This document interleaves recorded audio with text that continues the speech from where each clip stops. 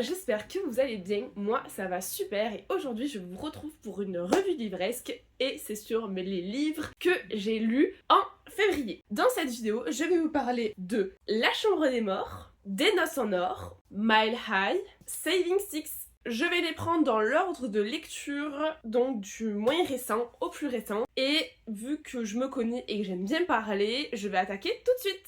J'ai donc lu au début du mois Des Noces en Or de Sylvie Baron, publié chez J'ai lu. C'est un roman à mi-chemin entre la littérature générale feel good et le polar. On est plongé au cœur du Cantal à Chanteloz, où c'est une ville où il n'y a aucun divorce et elle est très connue parce que les gens veulent aller se marier à Chanteloz vu qu'il n'y a pas de divorce. Et le maire surfe un peu sur ça pour le côté popularité et célébrité parce que lui, il veut aussi un peu redynamiser Chanteloz. Ensuite, un quatuor plutôt atypique, Julie, originaire de Chanteloz, qui a vraiment un souvenir de Chanteloz, ville paumée, pas ouf, et perdue au fin fond du Cantal. JC, qui est un sociologue et qui lui veut prouver que statistiquement ce n'est pas possible qu'une ville ne connaisse aucun divorce et qu'il y a forcément Guy sous roche. Mehdi, son copain, qui lui est journaliste et se dit que ça ferait quand même un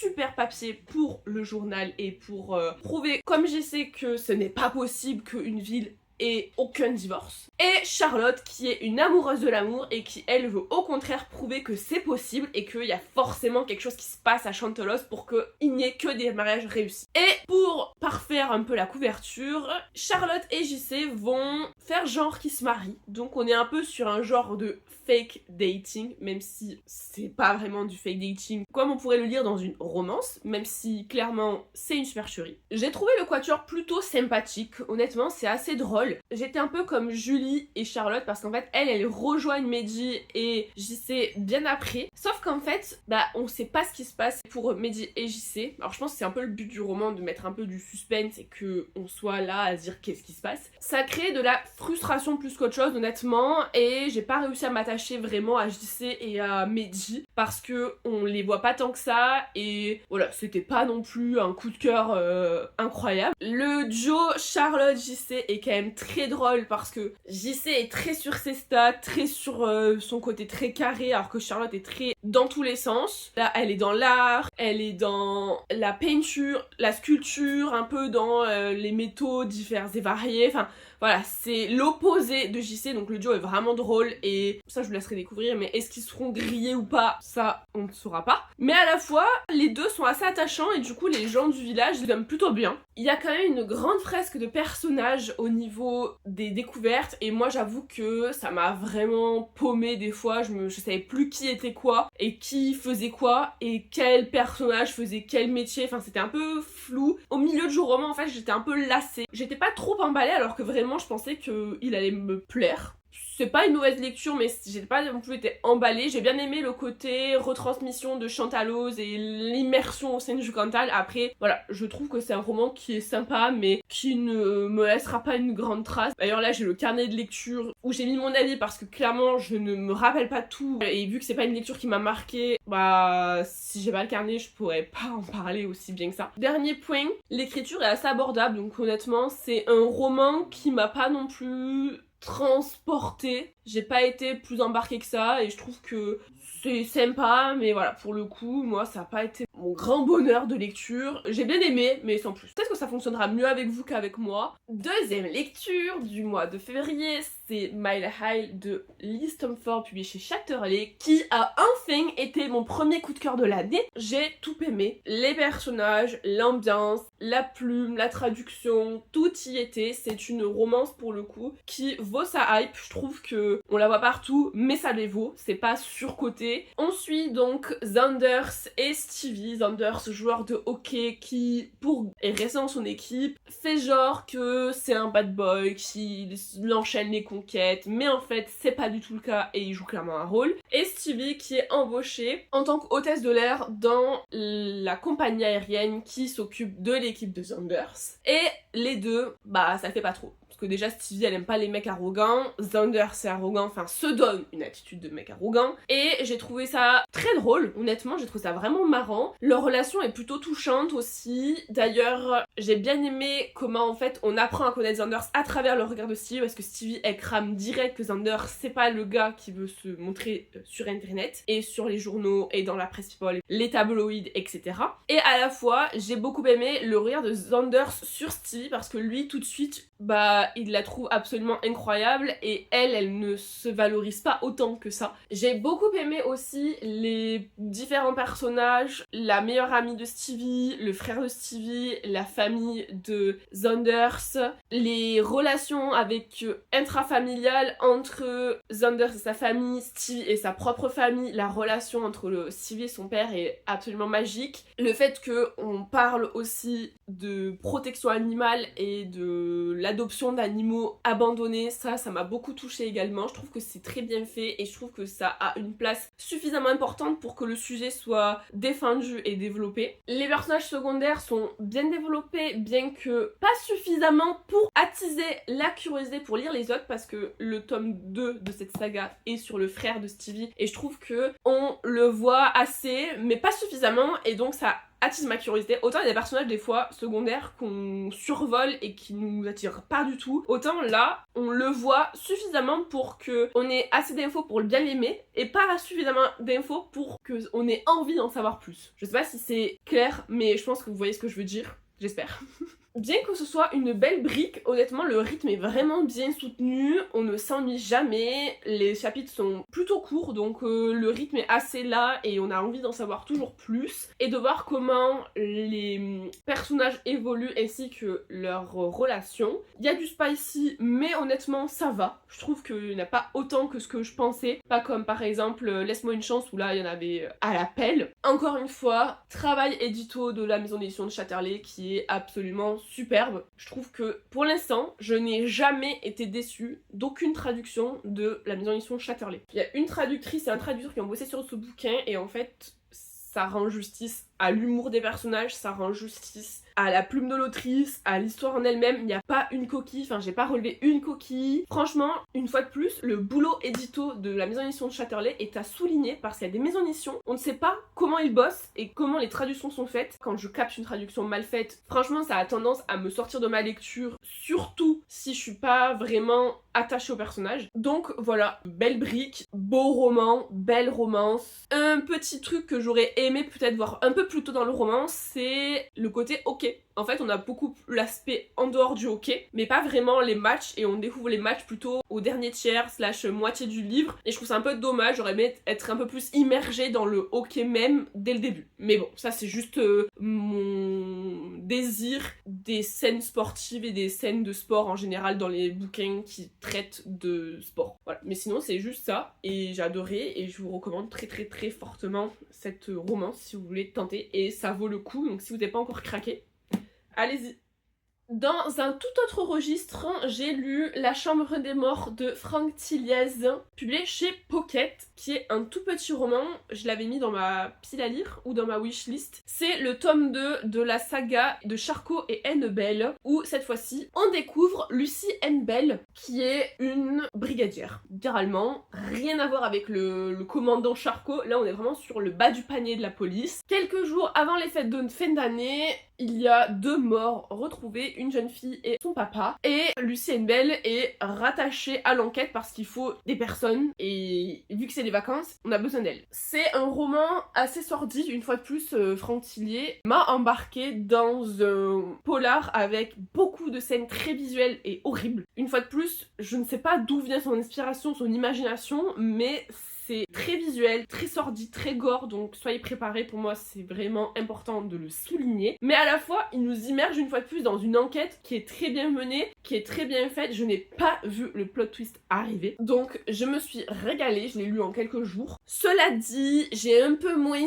aimé Lucy N. Bell que Frank Charcot parce que la focalisation du roman est à la troisième personne, donc ça joue un peu sur mon attachement au personnage, on va pas se mentir, mais aussi on n'a pas d'infos sur Lucy N. Bell. On a 2-3 petites bribes par-ci par-là où elle a l'air un peu spéciale, elle a un passé un peu sombre, il y a 2-3 indices dans sa maison notamment où tu sais qu'il lui arrivait un truc mais tu sais pas quoi, et tu sais qu'elle veut comprendre des choses sur son passé, mais on n'en sait pas plus. Donc déjà, bon, moi c'est un bon point parce que ça a attisé ma curiosité, mais ça fait que je l'ai pas plus aimé que ça. J'ai bien aimé son rôle de maman, le fait que on voit que c'est pas simple d'avoir des jumeaux, d'être maman en tant que policière, et ça je trouve que c'est bien montré. J'ai eu aucune attache envers les personnages. Pas que ils sont pas bien développés ou quoi, juste je pense que c'était pas le but du roman. Je pense que le but du roman c'était vraiment juste de montrer qui est Lucy N. Bell dans un premier temps, et après de la développer au fur et à mesure de la saga. Je pense que c'est plus ça le but du bouquin, et donc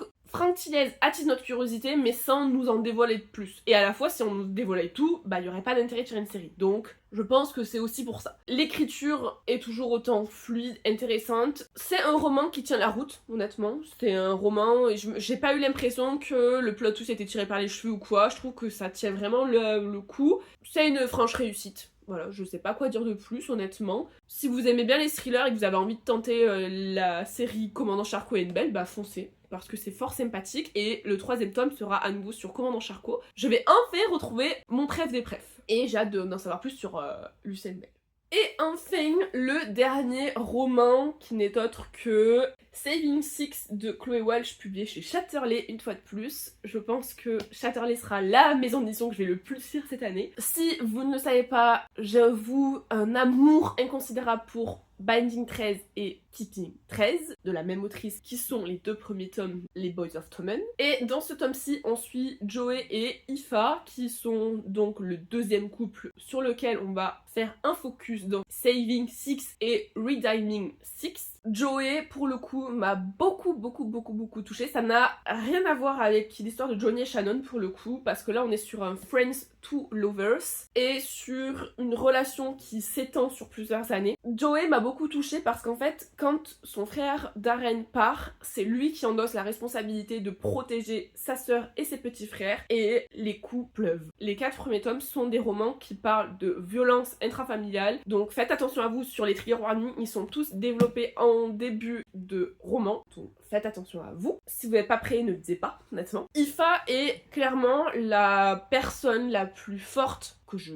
connaisse en tant que personnage, on va dire, parce que elle aide Joey et elle l'épaule, mais jusqu'au bout. Joey est un personnage mais tellement torturé, au sens figuré comme au sens propre, tellement mal dans sa tête et dans son corps que bah il prend de la drogue pour oublier et tenir le coup, parce qu'il doit tenir debout, il doit tenir pour ses frères et sa sœur, il doit tenir au lycée, il doit supporter les coups de son père, et c'est vraiment très dur. Il m'a impressionnée. Je l'avais un peu découvert dans Binding 13 et Keeping 13, mais alors là, dans Saving Six, c'est vu qu'on voit le Joey de ses 12 à ses 18 ans, mais c'est encore plus dur à lire certaines fois. Je vous jure que il faut avoir vraiment le cœur très accroché. Aoife, quant à elle, c'est un peu la jeune fille populaire, appréciée, mais à la fois pas trop, parce qu'on sent que c'est une fille qui se veut très libre, et je l'ai beaucoup aimée. Je l'ai trouvée vraiment très forte, très intelligente aussi. Bien qu'elle veuille se montrer un peu bébête, elle est très intelligente. Des fois je me suis dit mais Aoife, tu vaux mieux que une certaine personne dans le roman, dont je ne parlerai pas pour pas spoiler. Elle explique en fait pourquoi elle continue dans cette situation. Et en fait je me suis dit waouh, en fait elle est beaucoup plus smart que ce que on pense au début. Et ceux qui l'ont lu, je pense que vous comprendrez ce que je veux dire, et je veux pas trop en parler parce que je veux pas spoiler, mais c'est un roman qui prend au trip.